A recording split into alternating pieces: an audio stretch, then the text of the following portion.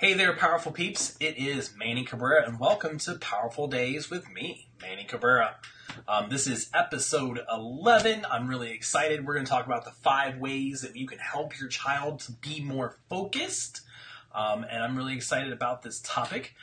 If you don't know who I am the chief instructor and owner at Sidekicks Family Martial Arts Center. I'm also a business coach, and I'm excited to be with you guys, today. In fact, for my business sidekicks, we actually have 2 locations. One in the Fishhawk area in the south part of Hillsborough County, and one in the northern part, just across the county line in the Pasco County, in Wesley Chapel.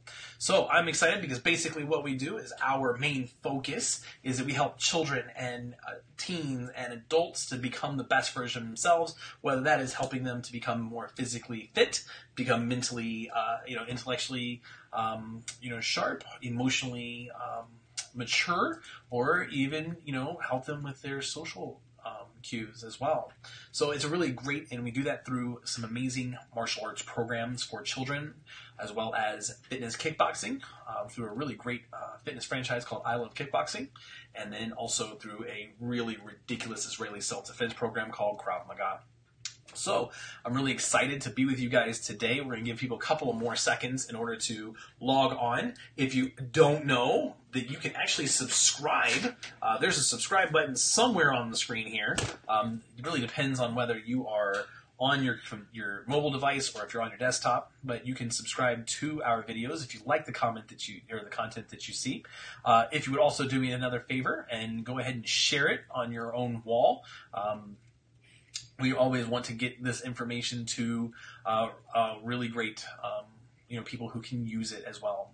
Today we're focusing on children, and basically I'm going to offer you guys 5 ways that you can actually help your child develop more focus. Obviously, one of the secret ninja 6th way is to enroll your children in martial arts, whether it's here with us at Sidekicks or if you don't live near one of our locations, definitely one nearby is probably a great option as well. So we're going to go ahead and get started. Yesterday I was actually talking to a parent in our who their child had just started with us here at Sidekicks, and her child was around the same age as my twins. I actually have twin 7-year-olds, and she was venting her frustrations about her son's lack of focus, how when it's time to do homework, it takes him 20 minutes to find a pencil, and then it'd be taking another hour to finish the math worksheet, and she was just really frustrated by how little he actually gets done, when he is doing his homework. And the thing is, our kids are now, in learning all of the things that they need to learn at an accelerated rate, faster than really that we learned it when we were children, and to learning, starting to develop that time management skills, where it used to be you really needed super time management skills after grade 5 when you got into middle school. Now they needed it in the 1st and 2nd grade, and just to be able to get through the, the school year successfully, because, public schools especially are sending more and more homework home. It's not easy, Our kids today are living in a world that is really full of distractions.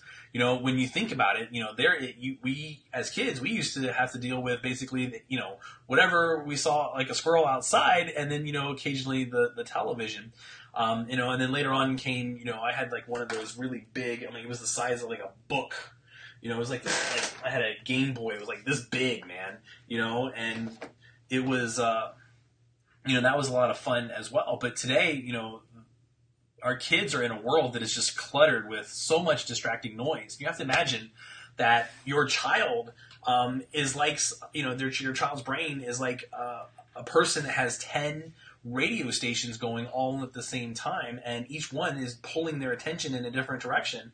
And we like to think that we're talking to them, that we're the most important channel, but often that's not the case. And, oftentimes even homework is not going to be, the most important channel that they're dealing with.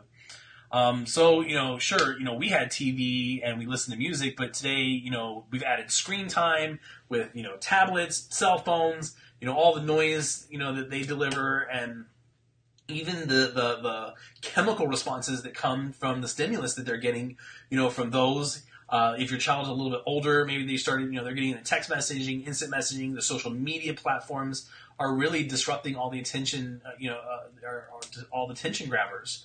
Multitasking and mental juggling are starting to become the norm, but those are realistically just illusions because there's no such real thing as multitasking. It's just the idea of switch tasking. You stop one temporarily to try to do another one, and you're really not being very good at many of them. As adults now, we're all doing it too, aren't we?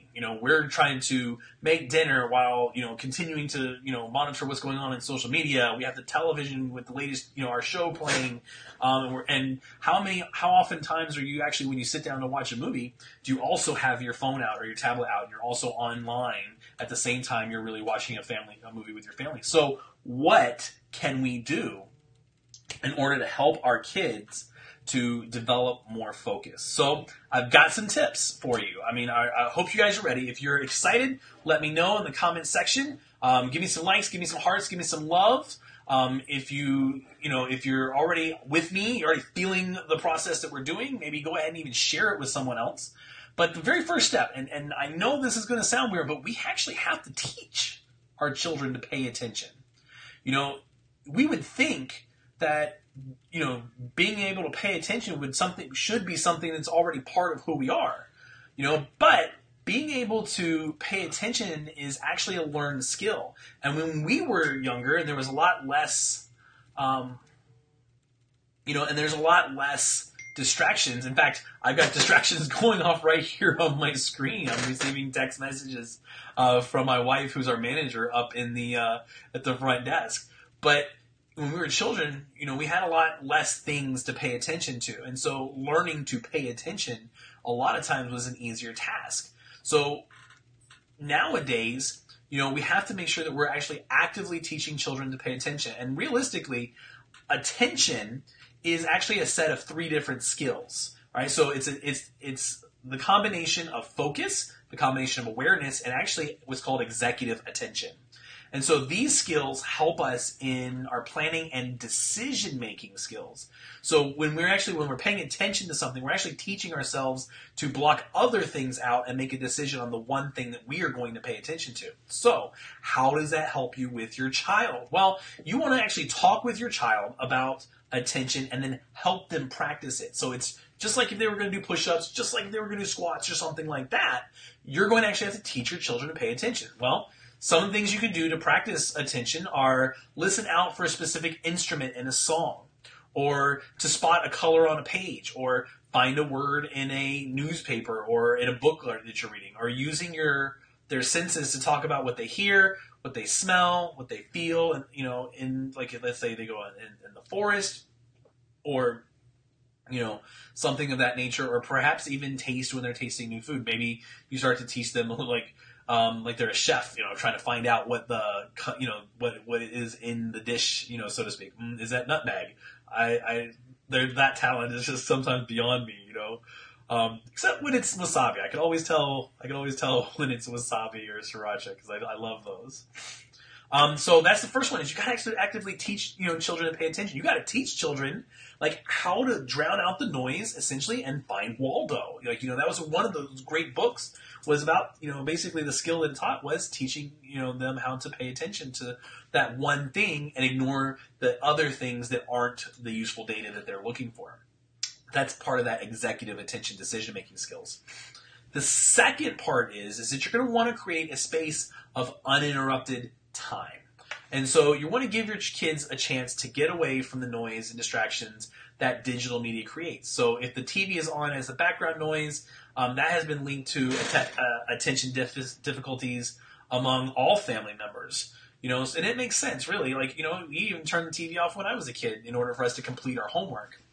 But you've got to create that time and that space for your child to have that uninterrupted, unwired, with their thoughts, so to speak. And so that's a really, vital aspect, to what they're doing.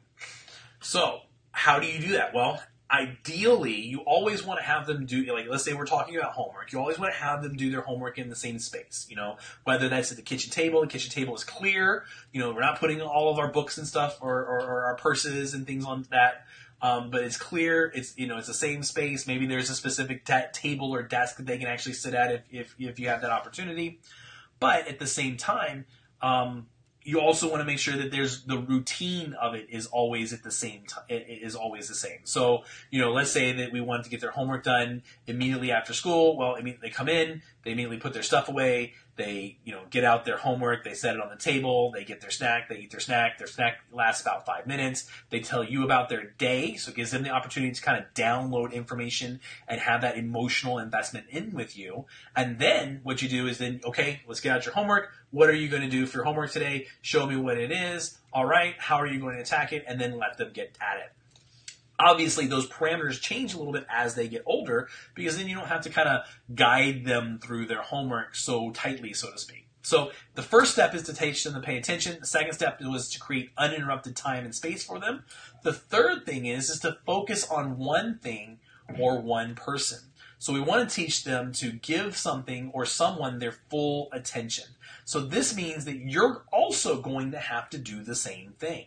So when you're around the dinner table, put away all the devices, and focus on each other and the conversation in the present moment. You might also take that extra step and be deliberate in creating that conversation starters. Whether you have one of my really dear friends, they have a jar that really has conversational questions, and everybody, they pull out the question and they read the question, and then everybody else, takes turns answering the question, and maybe it starts a little bit of a discussion. It's really, a great, way for them to, number one, connect, but two, we're so used to splitting our attention. Continuous partial attention, though, has been found to undermine our relationships and our ability to, to focus. You know what I mean? And so we also want to, take that opportunity to show them that, how to focus on one thing or one person at a time. So when one person's talking, nobody else is talking. We're all looking at that person. We're paying attention. And that's one of the things like in martial arts that we do right away off the bat is we do this idea of answering up with yes, sir, or no, sir, or yes, ma'am, or no, ma'am. Now, we all know that is a basic respect tenet of how you talk to people, but just coming at kids sometimes and telling them, oh, you're going to say yes sir, no sir, because you're going to respect me because I'm a grown-up and you're a kid and blah, blah, blah, not always the most conducive to getting the result that we want. So one of the things that we do, because this is really why yes sir and no sir and yes ma'am and no ma'am is showing respect for another person, is that if I was just on, let's say I'm on my phone, and I was just like, yeah, that's good, that's great, whatever, basically what that's going to do is it's going to make you think that I'm not really listening to you. So one of the things that we teach our martial arts students right off the bat, the kids that are even at 3 and 4, is that when someone is talking to them, is that you give them your eyes, you look at them right in their eyes, and then if they ask a question or another question, you say yes sir or no sir or yes ma'am or no ma'am, because it helps them, the other person, to realize that you are fully giving them your attention, that you're really listening, and in turn, it helps them because they are, again, we're teaching them how to pay attention. They're going to gain more information out of that process. So it's a really great philosophy to do if you don't already do it, but it's helping them to focus on one thing or one person at a time. So the fourth thing. So first we had teach them how to pay attention, create an uninterrupted time and space, help them to focus on one thing at a time, and then teach them how to do a single task is the fourth thing. So we're going to teach them how to do a single task. And so that is really an interesting process because, multitasking seems to be like a national pastime for all of us. So we do it and our kids are also doing it.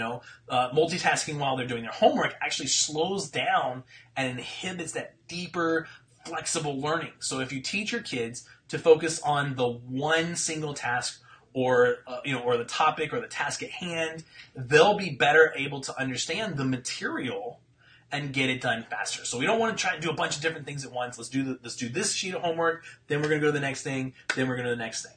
So that's a really simple one, but it's one that it's worth mentioning because a lot of times we're going to try and do a couple of things, and kids, because they want to get done fast, they want to go to the next thing, they're really going to jump on that right away, and we just got to teach them, hey, okay, let's just do this one thing real quick. So the last thing is really simple, and it goes without, we always think it would go without saying, but we can talk all that we want about the different things that we want our kids to do, but the most important thing is that we have to be a role model for this type of focus.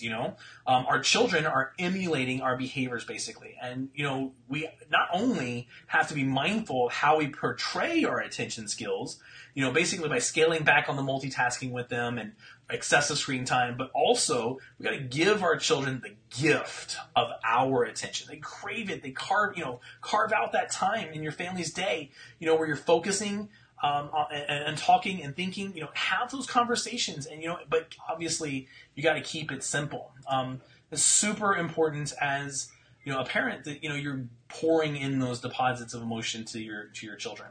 Well, that's all I got. That's my time for today. I hope that you enjoyed this this episode of Powerful Parent or Powerful Days with Manny Cabrera. This was the 5 tasks or 5 things that are going to help your child develop more focus. And I hope you have a powerful day.